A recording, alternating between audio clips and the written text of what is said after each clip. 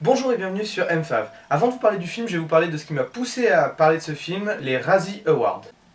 Les Golden Raspberry Awards, ou Razzie Awards, ont été créés en 1981 pour parodier la cérémonie des Oscars. Ils nomment donc chaque année les pires films, pires réalisateurs, pire meilleur acteur, pire tout ce que vous voulez. Seulement voilà, pour pouvoir voter, nul besoin d'avoir vu le film ou quoi que ce soit d'autre ou d'être un critique de film. Non, tout ce qui suffit, c'est de payer les droits de l'association.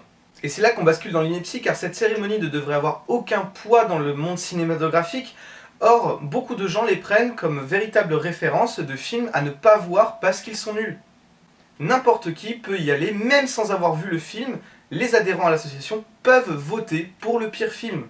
Je ne crache pas sur cette cérémonie parce que je la trouve plutôt marrante. Si vous avez l'occasion, regardez, c'est assez intéressant.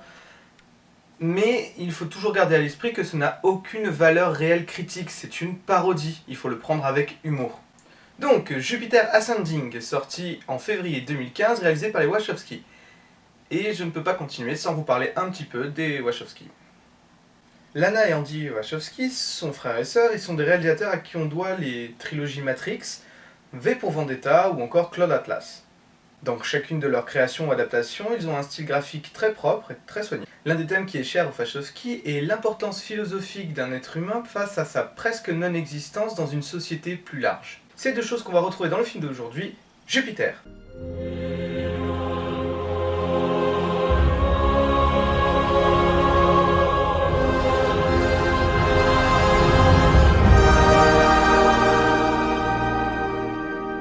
Donc, Jupiter Ascending, sorti en février 2015, est un space opéra...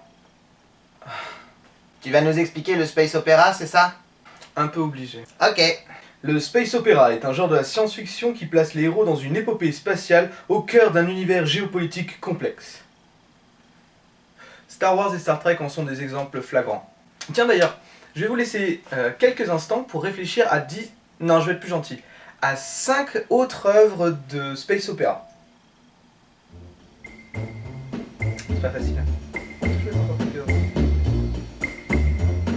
Alors, vous pouviez citer Dune, Les Chroniques de Riddick, Serenity et sa série Firefly, la série Doctor Who. On peut considérer que la fin de la série Stargate est aussi un space opéra.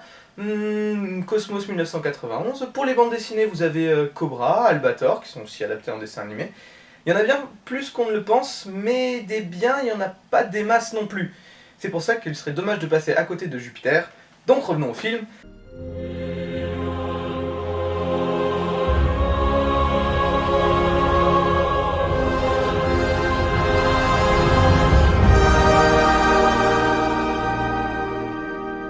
Donc, Jupiter Ascending, on suit les aventures de Jupiter, qui est une réfugiée russe qui, pour gagner sa vie, nettoie avec sa mère des propriétés de personnes riches.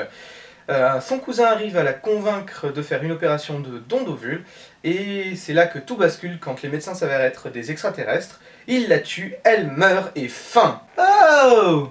Ouais, mais on n'a plus le temps là. Mais... Ok.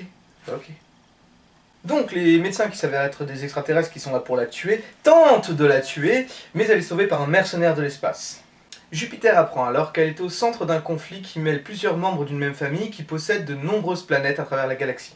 Car il s'avère que Jupiter est la réincarnation d'un des membres de cette famille, et qu'elle hérite donc de la Terre. Terre qui aux yeux de ses dirigeants aristocrates de l'espace a une valeur incommensurable. Alliance, trahison, action. Jupiter va devoir expérimenter toutes ces choses et bien plus pour sauver sa vie et celle de sa famille sur Terre. T'en fais un peu trop. Je m'en fous. Ah bah voilà, là c'est mieux. Bon alors qu'est-ce qui va pas dans ce film? Pas grand chose. On notera qu'il n'y a pas de musique marquante, mais à part ça, les scènes d'action sont bien rythmées, le design des vaisseaux est juste magnifique et les images sont époustouflantes. Ce qui va pêcher pour le plus grand monde est, je pense, l'immensité non exploitée et le manque d'épique. Tout au long du film, nous allons voir différentes races extraterrestres, différentes planètes, avec des décors et des architectures très différentes.